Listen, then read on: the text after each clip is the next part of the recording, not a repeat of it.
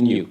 Even artists that we celebrate today, like Bob Marley, they did much of the work under employment, and their estates have not managed to benefit from some of that work that they did under employment. But that is not entirely a bad thing. Even if you are a cook, you enjoy some, and you let others enjoy some. So it should be now deliberate. If you're writing a song, be clear that I'm writing this one for myself. I will retain rights in this one. But it is still okay if a person is paying you enough to get commission, then you write for them. So what I wanted to make clear are those two rights. The copyright in the song and the copyright in the sound recording. And let me just ask a simple question. After what we have been hearing, who owns the copyright in the sound recording? Who would? The producer. And if the producer owns the copyright in the sound recording, that takes us back. Let's marry it with the definition of who a producer is. A producer is the person who organizes and finances. What is organizing a recording? Yes. A person may say that organizing is probably programming. No. Who organizes a recording?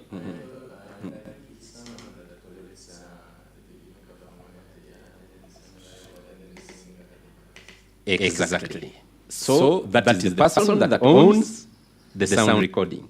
In the event that the owner of the song, a musician, has come to you, the songwriter, they have paid you and you've written for them a song. They look for a studio, and then they pay money to the producer. They call their backup artists.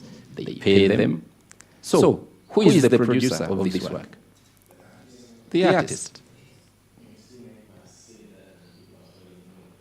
Yes. You see?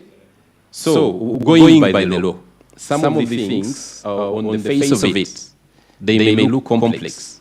But when you dissect and start looking, trying to make sense, it is easier to talk to you guys who are every day doing this.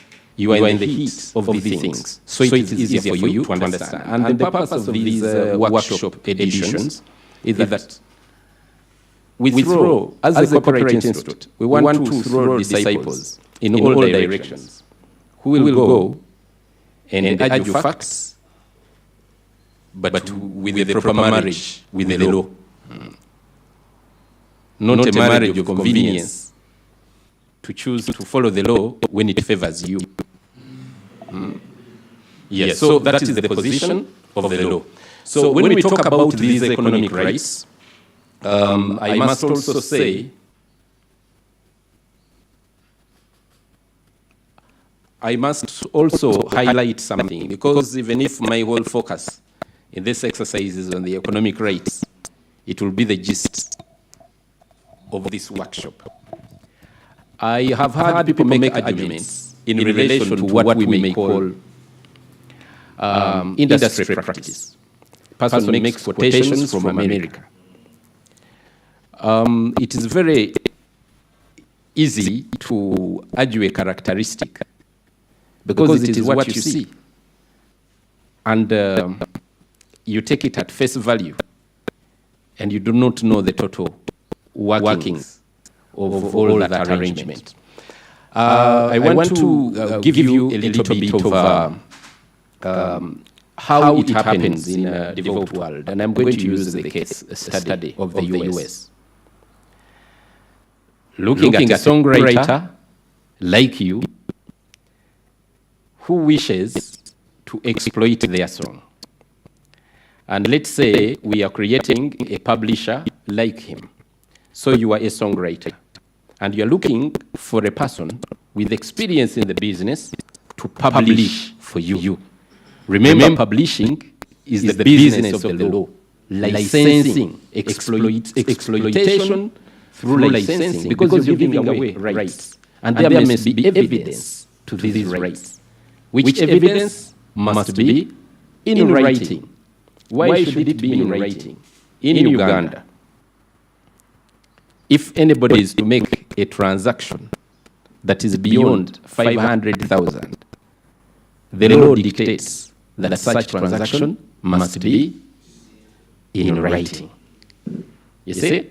So, if you are transacting in an expensive product like the song, and you want somebody else you want to exploit it through giving licenses or finding a publisher with experience to do the license for you, you go to, you are the songwriter, you've gone to B, who is a publisher.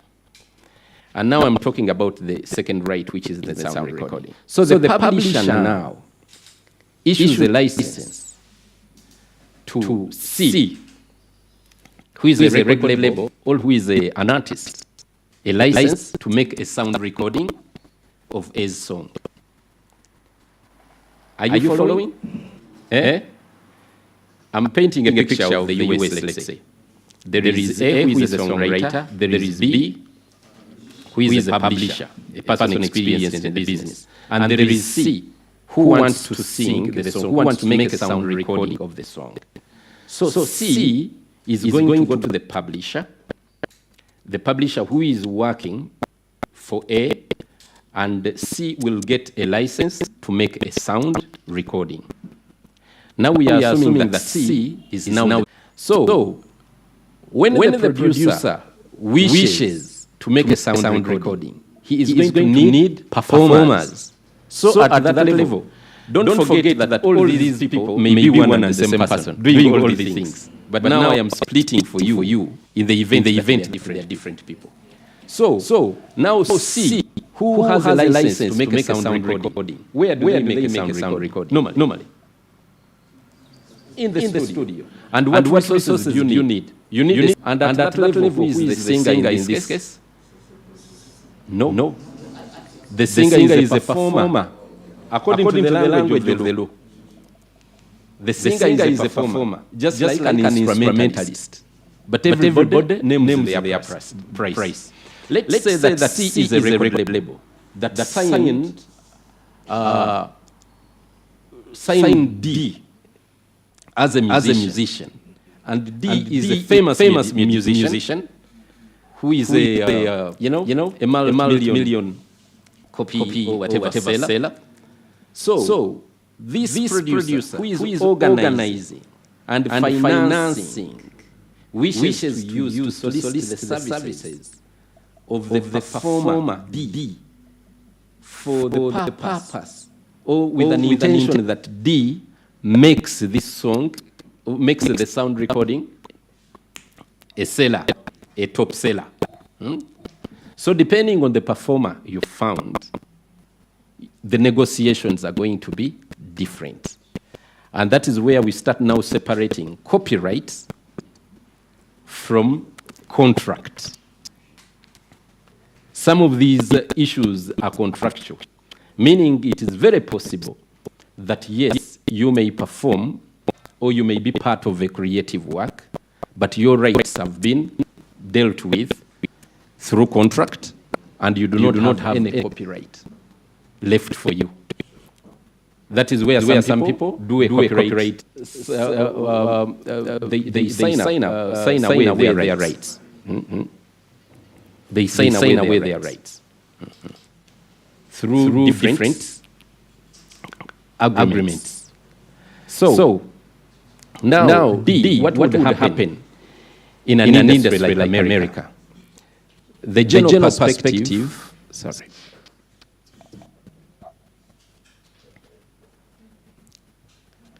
Yeah, we need to keep these economic rates here because the economic rates, like I said, this is the business. And whatever you do, if it does not make business sense, it makes very little other sense. If it doesn't make business sense, it makes very little other sense.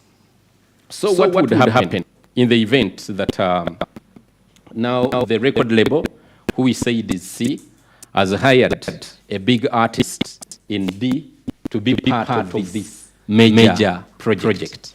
What would happen?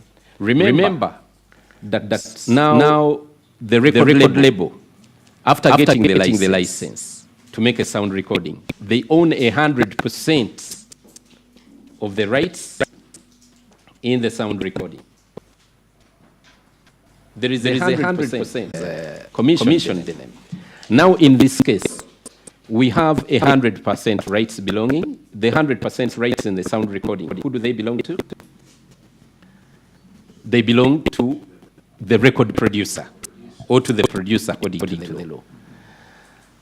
Now the producer has procured the services of a major artist. What is the nature of the artist? We have said now the artist is a performer. Yes, is a singer, but according to the law, because our law doesn't have any word called singer. So the artist is what? Is a performer. So how do they deal? The reason I'm giving you this example, I want to understand that there is a difference between industry practice and the law itself. So in this case, what